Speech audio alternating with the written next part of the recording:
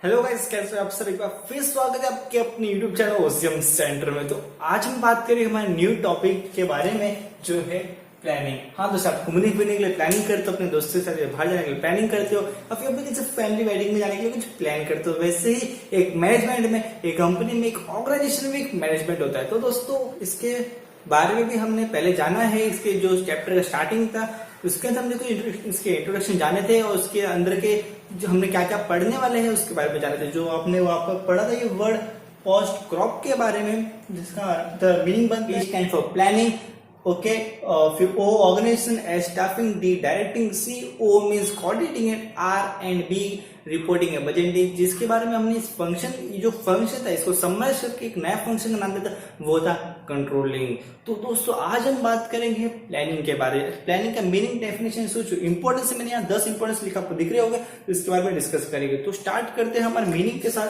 तो मीनिंग मतलब planning is the basic function of management. Planning जो है बेसिक फंक्शन है किसका? मैनेजमेंट का। जो मैनेजमेंट चलता रहता है कंपनी में चलता है, तो उसका बेसिक मीन जो फर्स्ट प्राइमरी फंक्शन रहेगा वो रहेगा प्लानिंग। शुरू होगा तो प्लानिंग से। पहले हमें बिजनेस डील करने का, इस बिजनेस को डील करने के लिए हमें क्या प्लान करना है, तो वो प्लान पहले मैनेजमेंट करेगी। उसके आगे आगे के जो फंक्शन होंगे वो यूज होंगे। फिर every function of management is based on planning. जितने भी फंक्शन मैनेजमेंट है, ऑर्गेनाइजेशन होगा, स्टाफिंग होगा, डायरेक्टिंग होगा और कंट्रोल में कोऑर्डिनेटिंग होगा, दोस्तों ये सब डिपेंड करता है प्लानिंग पर। अगर प्लानिंग जैसा होगा, प्लानिंग अच्छा होगा, तो बाकी के भी श्योर है दोस्तों की सब परफेक्ट हो गया। प्लानिंग ठीक से नहीं काम कर रहा है, प्लानिंग की वर्स्ट है, तो बाकी के सब हमारे वर्स्ट जाएंगे। ओके, तो ये होता है। It includes the thing to be done in advance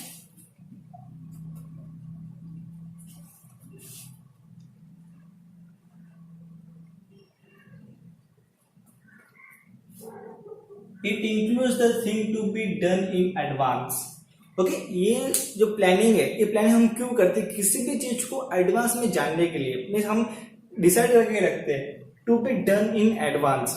okay, अगर मैं किधर पिकनिक में घूमने जा रहा हूँ, तो मुझे कैसे जाना है, मुझे क्या क्या लेके जाना है, मुझे यहाँ पर टिकट कब बाय करना है, कैसे बाय करना है, तो मैं प्लान करूंगा घर से कि मुझे ऐसे ऐसे जाना है, मुझे ये करना है उधर जाके। तो ये मेरा प्लान होगा उधर से उधर जाने के लिए। तो वो होता है दोस्तों प्लानिंग। अब हम जानते हैं डेफिनेशन। तो डेफिनेशन मैंने यहाँ मेंशन किया है जेम्स टोनर जी का डेफिनेशन मैंने यहाँ मेंशन किया है। तो planning is the process of establishing, planning is the process of establishing goals and suitable course of action for achieving these goals. Planning है, planning establish goals.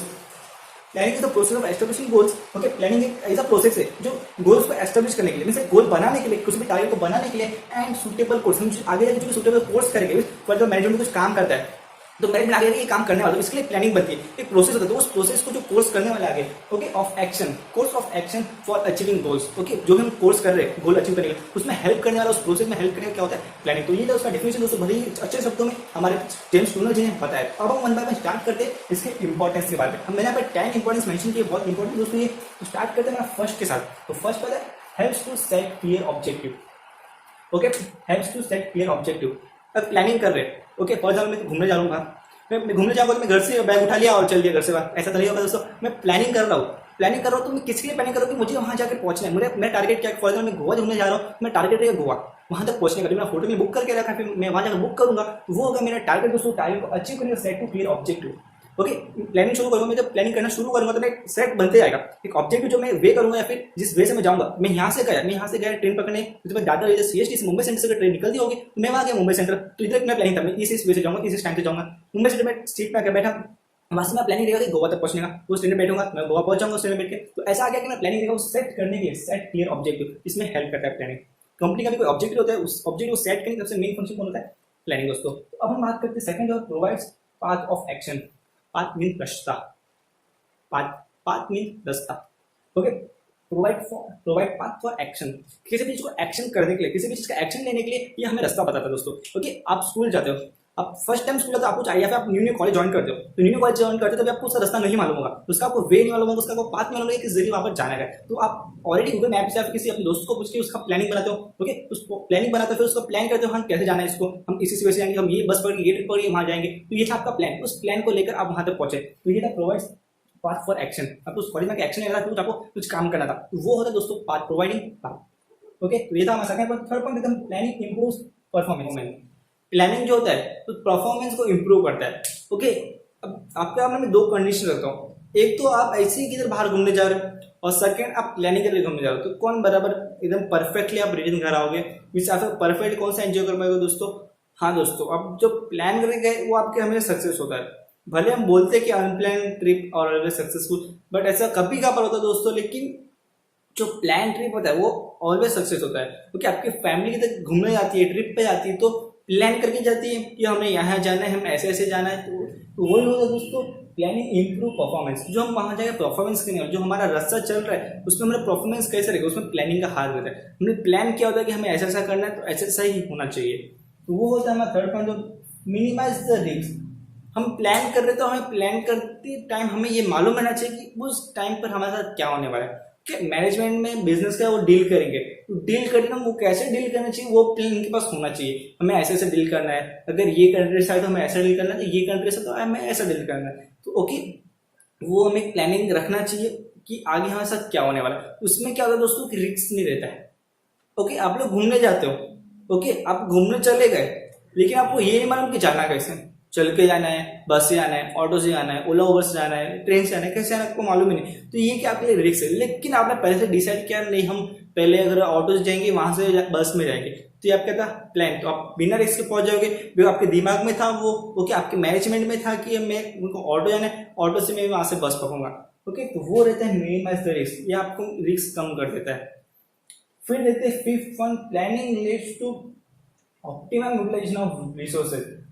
Planning leads to optimum utilisation of resources. हाँ दोस्तों, optimum utilisation of resources के बारे में आपने 11th में भी पढ़ा हुआ है। ओके, ये आपको क्या बताता है कि जो आपके पास जो भी रिसोर्सेस है उसका अच्छे से अच्छा यूज करके निकालो, अच्छे से अच्छा यूटिलाइज करके निकालो। प्लानिंग वही काम करता है दोस्तों। प्लानिंग क्या करता है, हम किसी भी चीज को प्लान करते हैं, हम पॉजिटिव वे में प्लान करते हैं दोस्तों। आप कभी ये मत सोचो कि हम प्लानिंग नेगेटिव वे में करते हैं। प्लानिंग एक ऐसी चीज है जो हमेशा पॉजिटिव वे में की जाती है।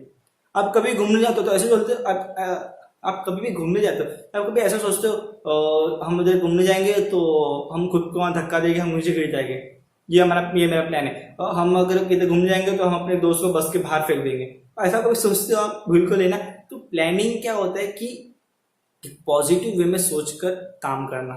इसके लिए planning is to optimum utilisation. ये ऑप्टिमम यूटिलाइजेशन ऑफ रिसोर्सेज ये पॉजिटिव थिंग है, जहाँ कंपनी के लिए एक अच्छा प्रॉफिट खड़ा करती है। ओके, तो प्लानिंग उसमें ही काम करते हैं। हम प्लान कर रहे हैं, हम कुछ चीज की प्लान कर रही है, कुछ प्रोडक्ट बनाने के लिए प्लान कर रही है, तो प्लान के जरिए ये भी ध्यान रखेगी कि हमें अपने प्रोडक्ट का, हमें जो हमारा रिसोर्सेज है उसका परफेक्ट यूज करके कैसे निकालना है। तो ये था हमारा प्लानिंग का 5th पॉइंट। तो अब हम स्टार्ट करते हैं हमारे 6th पॉइंट के बारे में।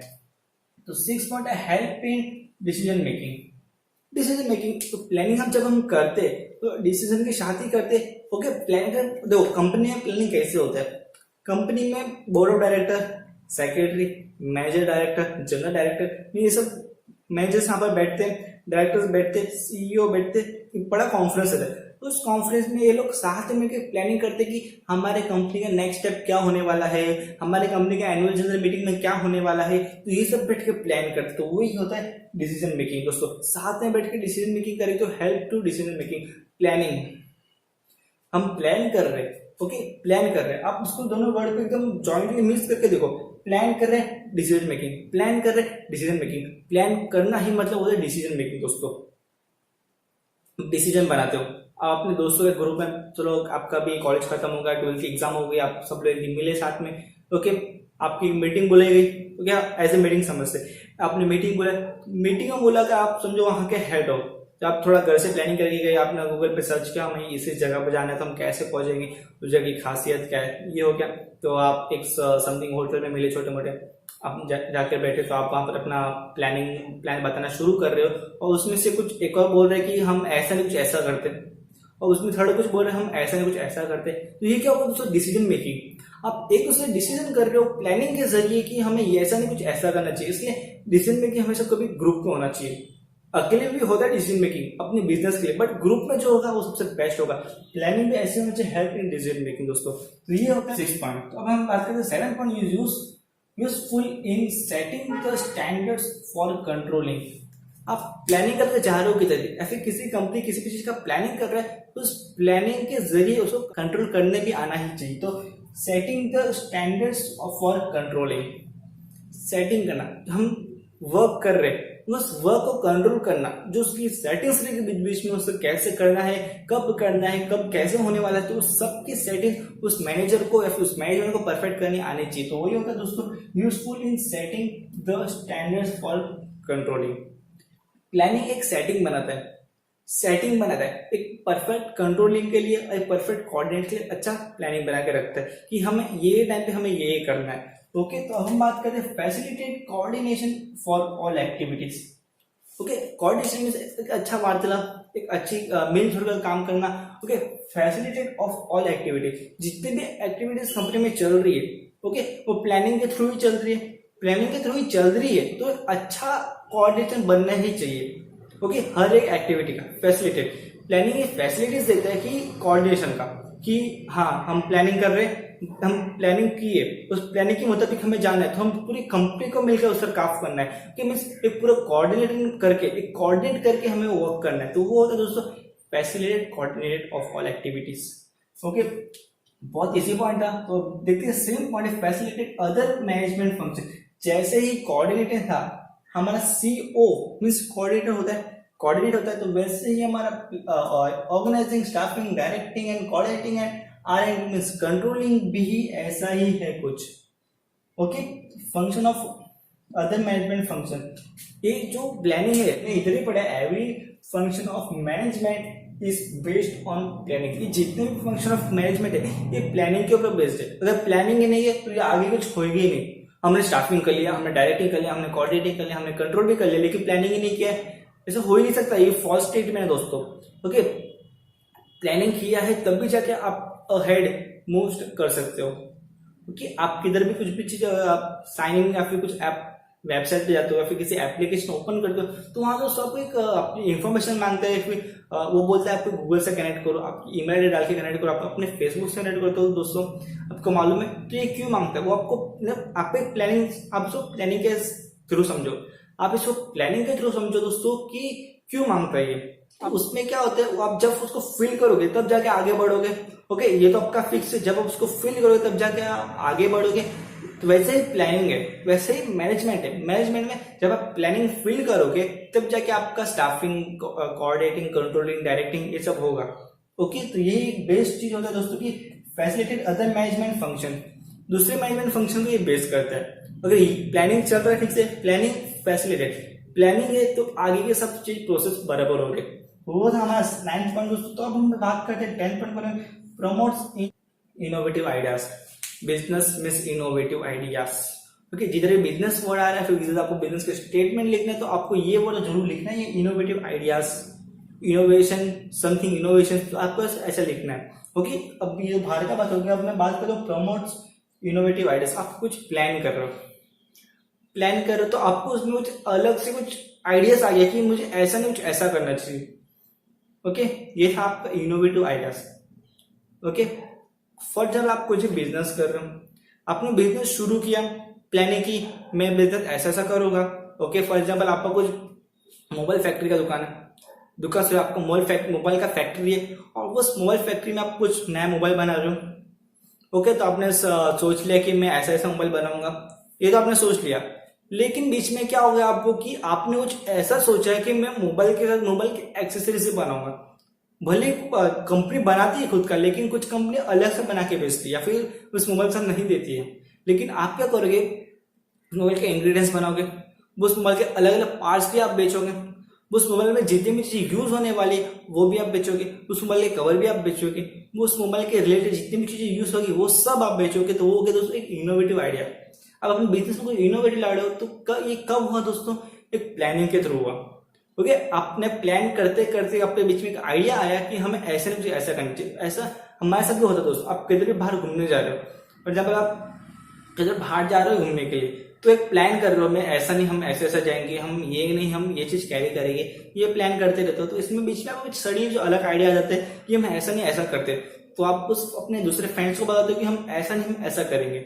ओके, तो वो क्या हो गया, इनोवेटिव आइडिया। तो वो आइडिया सबको पसंद आने लगता है, तो हम वो सब फॉलो करते हैं। तो ये दोस्तों होगी प्रमोट इनोवेटिव आइडियाज। जो हमारे पास इनोवेटिव आइडियाज होते हैं उसको प्रमोट करता है प्लानिंग। ये था हमारा दोस्तों 10 पॉइंट्स ऑफ इंपॉर्टेंस। ओके, आज हमने प्लानिंग के मीनिंग, डेफिनेशन, इंपॉर्टेंस के बारे में जाने। अगर आपको इसमें कुछ भी डाउट हो अब हम कमेंट में जरूर पूछ सकते हो। Okay, thank you.